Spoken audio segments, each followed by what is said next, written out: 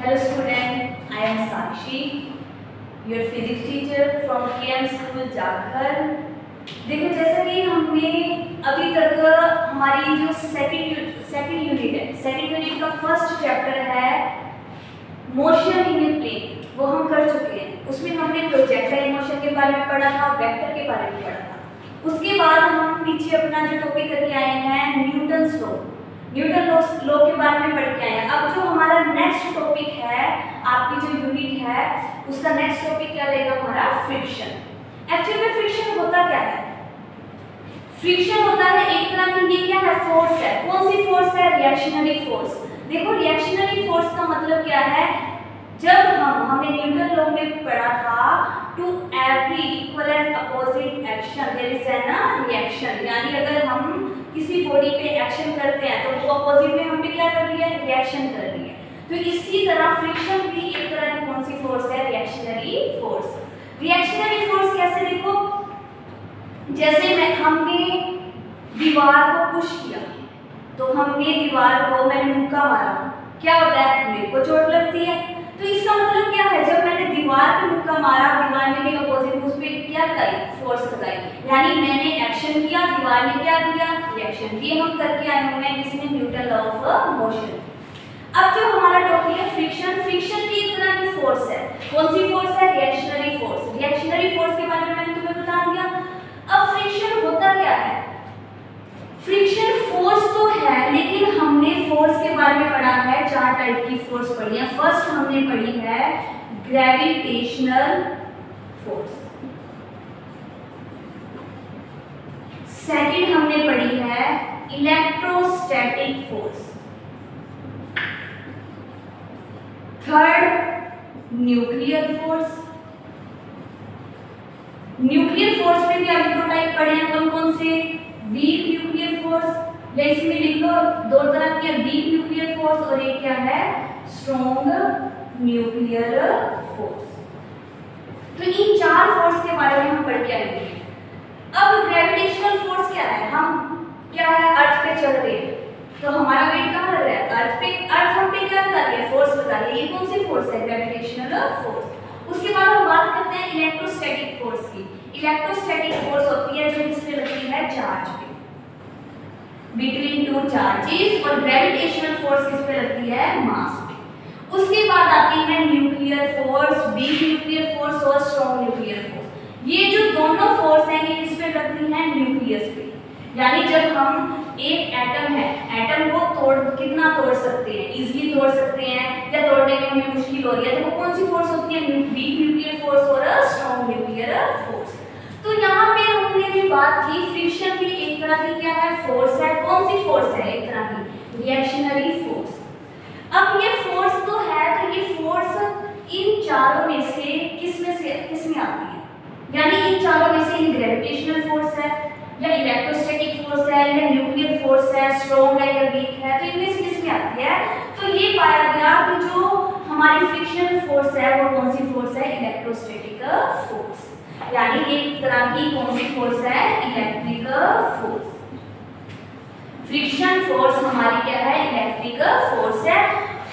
अब ये कैसे लगती है? जब 2 बॉडी आपस में क्या आएंगी? कांटेक्ट में। ये देखो मेरे पास ये 2 बॉडी है, ये एक बॉडी दूसरे बॉडी की क्या है? कांटेक्ट में। जैसे 2 बॉडी कांटेक्ट में आएगी तो उस टाइम अब हम ये नहीं कह सकते अब ये रेस्ट पे है, इन पे क्या लगेगी? फोर्स लगेगी। 2 बॉडी कांटेक्ट में है, यानी जब हम ये फ्रिक्शन फोर्स उसी टाइम लगेगी जब एक बॉडी दूसरी बॉडी पे क्या करेगी? मूव करेगी। यानी जब एक बॉडी दूसरी बॉडी पे मूव कर रही है उस टाइम जो फोर्स लग रही है उस फोर्स को हम क्या बोलते हैं? Frictional force.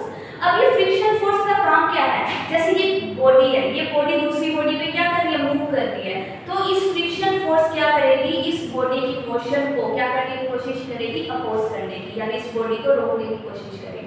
हम अपनी बात ले ले, हम चल रहे हैं, हम 1 घंटा लगातार चलते रहे, क्या होता है? थक जाते हैं। क्यों थक जाते हैं?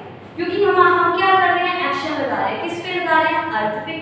हम एक बॉडी हो गई, अर्थ कौन सी होगी? दूसरी बॉडी। तो एक बॉडी जब दूसरी बॉडी पे क्या लगा रही है? फोर्स लगा रही है। अब हम चल रहे हैं, मैंने क्या किया? अर्थ पे क्या किया? एक्शन किया।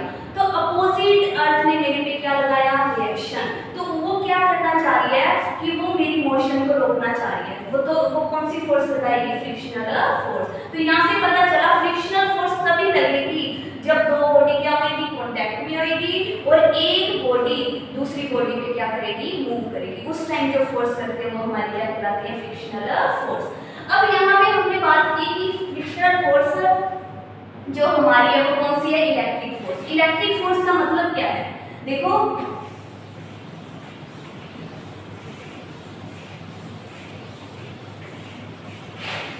क्या देखा गया, इलेक्ट्रिक फोर्स का मतलब क्या है, जब दो एटम आपस में क्या आते हैं, कांटेक्ट में है। ये फर्स्ट एटम है हमारा, ये क्या है, सेकंड एटम। अब इस एटम के पास भी यहाँ पे इलेक्ट्रॉन पड़े, इस एटम के पास भी क्या है, इलेक्ट्रॉन है।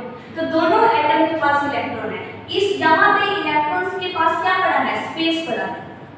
तो क्या होता है, जब दो एटम यानी दो ऑब्जेक्ट आपस में कांटेक्ट में आते हैं तो ये वाले जो इलेक्ट्रॉन है ये मूव करके कहाँ चले जाते हैं, इधर दूसरे एटम में आ जाते हैं।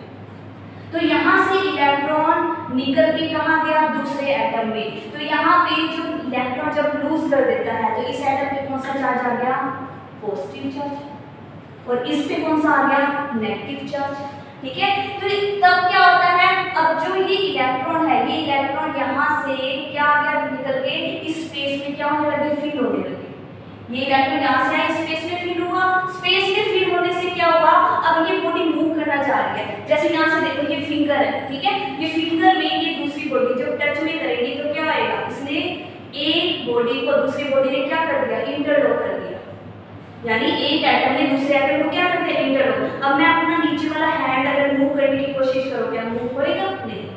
मूव करने के लिए उसे क्या करना पड़ेगा, इस इलेक्ट्रॉन को तोड़ना पड़ेगा और अपने साथ क्या करवाना पड़ेगा, मूव करवाना पड़ेगा। उसी तरह से क्या होता है कि जब ये इलेक्ट्रॉन इस खाली स्पेस में आया तो यहाँ पे इस बॉडी ने इसको क्या कर दिया, फोर्स लगाई। कौन सी फोर्स लगाई, फ्रिक्शन, यानी इसको मूव करने से क्या कर रहा है, रोक रहा है। अब अगर बॉडी को आगे मूव करना है, इस बॉडी को आगे क्या करना है, मूव करना है, तो ये जो इंटरलॉक वाला क्या है, इलेक्ट्रॉन, इंटरलॉक इलेक्ट्रॉन, तो क्या करना पड़ेगा, इस इलेक्ट्रॉन को खींच के एकदम से उसको अपने साथ क्या करना पड़ेगा, ले जाना पड़ेगा। अगर वो इलेक्ट्रॉन को एकदम फोर्स लगाएगा इस इलेक्ट्रॉन पे, इलेक्ट्रॉन क्या करेगा, उसके साथ मूव करेगा। ठीक है, उस टाइम बॉडी क्या करेगी, हमारी मूव करेगी। लेकिन जैसे इलेक्ट्रॉन मूव नहीं किया, कौन सा इलेक्ट्रॉन, के इंटरलॉक वाला इलेक्ट्रॉन मूव नहीं किया, तब हमारी बॉडी क्या नहीं करेगी, मूव नहीं करेगी, यानी हमारी बॉडी किसमें रहेगी, रेस्ट। तो मूव करने के लिए ये जो एक्स्ट्रा इलेक्ट्रॉन ने खाली स्पेस लिया है, इसको भी क्या करना पड़ेगा, मूव करना पड़ेगा। किसके साथ, पूरे ऑब्जेक्ट के साथ। तो ये जो फोर्स थी ये किसके बीच में लगी, चार्ज के बीच में, इलेक्ट्रॉन्स के बीच में, इसलिए इसका नाम क्या है, हमारा इलेक्ट्रिकल फोर्स। और बॉडी किसमें रहती है, रेस्ट में, तो इसका नाम क्या दिया हमने, इलेक्ट्रोस्टैटिकल फोर्स। कौन सी फोर्स है ये, इलेक्ट्रोस्टैटिक। इलेक्ट्रो का मतलब चार्ज, स्टैटिक का मतलब क्या है, रेस्ट में। यानी जब एक चार्ज दूसरे में इंटरलॉक हुआ तो जो चार्ज इंटरलॉक हुआ एटम में, उसने बॉडी को मूव करने से क्या कर दिया, रोक दिया। तो ये थी हमारी कौन सी फोर्स है, फ्रिक्शनल फोर्स। उसके बाद देखो ये दो बॉडी हैं आपस में कांटेक्ट में, अब ये मूव करेगी। अब ये जो फ्रिक्शन, ये कहाँ मूव कर रही है, आगे की तरफ, इस डायरेक्शन में मूव कर रही है। तो ये जो फ्रिक्शन फोर्स है ये लगेगी कहाँ से, उसी डायरेक्शन में लगेगी या उससे अपोजिट में। अब ये बात आती है, सबसे पहले देखो कि जब दो बॉडी आपस में कांटेक्ट में होगी तो उनके बीच ये जो टेंजेंट है उसके अलाउंग जो फोर्स लगती है वो कौन सी फोर्स है, फ्रिक्शनल फोर्स। यानी ये कैसे लगेगी, एक तरह की टेंजेंशियल फोर्स। उसके बाद अगर बॉडी आगे मूव कर रही है तो क्या होगी, दूसरी बॉडी उसको क्या करने की कोशिश करेगी, रोकने की कोशिश करेगी। यानी जिस डायरेक्शन में बॉडी मूव कर रही है उससे अपोजिट डायरेक्शन में फोर्स लगेगी। कौन सी फोर्स लगेगी, फ्रिक्शनल फोर्स।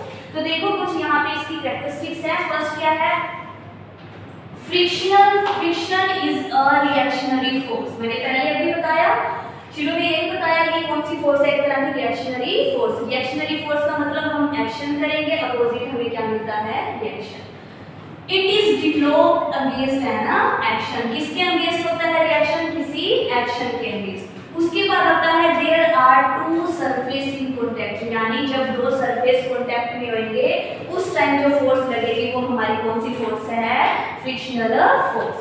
उसके बाद आता है हमारा a force is acting on one body, एक फोर्स किस पे लगेगी, वन बॉडी पे, with an intention to move it. यानी मैंने क्या किया, ये जो मेरे पास बॉडी है, इस बॉडी को मैं मूव करवाने चाह रही हूँ, ठीक है। इस बॉडी को जैसे ही मैं मूव करवा लूँ, इस पे मैंने फोर्स लगाई, एक तो वो फोर्स होगी। दूसरा ऑब्जेक्ट है, ये जो नीचे वाला ऑब्जेक्ट है, ये इसकी मोशन को क्या करने की कोशिश करेगा, रोकने की। तो ये उस पे अपोजिटली क्या लगाएगा, फोर्स लगाएगा। वो फोर्स कौन सी है, हमारी फ्रिक्शनल फोर्स, ठीक है। जैसे ही हमने एक बॉडी पे फोर्स लगाई, उसको क्या करवाने के लिए, मूव करवाने के लिए, उसके अगेंस्ट उस बॉडी पे क्या हुआ, रिएक्शन हुआ। रिएक्शन ने क्या किया, उस फोर्स को, उस बॉडी को क्या करना शुरू कर दिया, अपोज करना शुरू कर दिया। उस बॉडी की मोशन को क्या करना शुरू कर दिया, अपोज। उसके बाद बात आती है, थर्ड पॉइंट है, it develop at the point of contact between two surface. यानी फ्रिक्शन फोर्स तभी लगेगी जब दोनों सरफेस आपस में क्या आएंगे, कॉन्टैक्ट में। फोर्थ वन है, the direction is tangential to the surface. Direction क्या है, एकदम से टेंजेंट के लोग, यानी ये दो बॉडी है, इनकी जो टेंजेंशियल लगेगी वो फोर्स कौन सी रहेगी, frictional force. It is opposite to the intention of motion. अब इस लाइन का मतलब क्या है, मैंने फोर्स इधर लगाई, मैं किसी बॉडी को इस तरफ धक्का मार रही हूँ, ठीक है। तो जो फ्रिक्शन है उसको कहाँ करेगा, उसके अपोजिट साइड उसको क्या करेगा, रोकने की कोशिश करेगा। उसके बाद आता है, ये भी मैंने आपको बताया, फ्रिक्शन क्या है, एक तरह की इलेक्ट्रिकल फोर्स। इलेक्ट्रिक फोर्स के बारे में मैंने आपको पूरा एक्सप्लेन कर दिया था। तो ये थी हमारी कंडीशन किसकी, फ्रिक्शन की, फ्रिक्शन कैसे लगता है और क्यों लगता है, एक्चुअल में ये होता क्या है।